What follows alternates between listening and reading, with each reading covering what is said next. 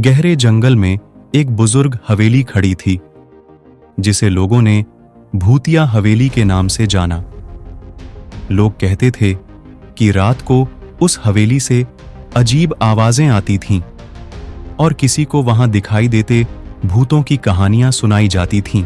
फिर उगते एक रोमांचक दिन के साथ एक जुनूनी युवक, जिसका नाम देवेंद्र सिंह ईशराम था, उसने उस हवेली के रहस्य को सुलझाने का प्लान बनाया। उसने अपने साथ दोस्तों को लेकर रात के समय हवेली की तरफ रवाना हुआ। वे अंधेरे जंगल में अपनी राह ढूंढते हुए हवेली के पास पहुंचे। हवेली के दरवाजे पर खड़े होकर वे अपनी भौंकंपी धड़कनों को शांत करने के लिए कोशिश करते हुए अंदर चले गए।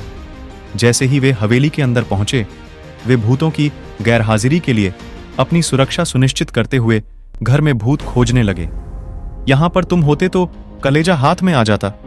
ओह, तुम्हारे पीछे कौन है?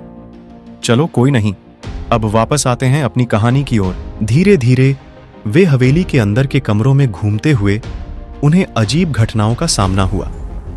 छिपी हुई राजसी दीवारों के पीछे भूतों की आवाजें सुनाई दी और अंधेरे कोनों में छुपे अनजाने प्राणियों की चपेट में आने का डर था।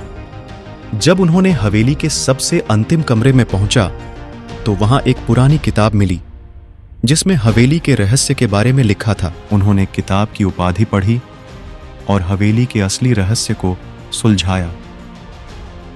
हवेली में कोई भूत नहीं था, बल्कि वहां एक धनवान व्यक्ति ने अपनी धन को छुपाने के लिए यहां एक डालन बना रखा था।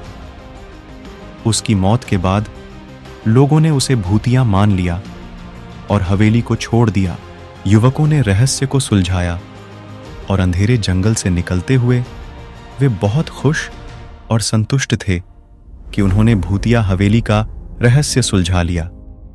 तो कैसी लगी यह भूतिया हवेली की कहानी? आगे आपको कौन सी भूतिया कहानी सुनानी है, कमेंट करके बताओ और मेरे DS iKids ट्रूप चैनल को सब्सक्राइब कर दो।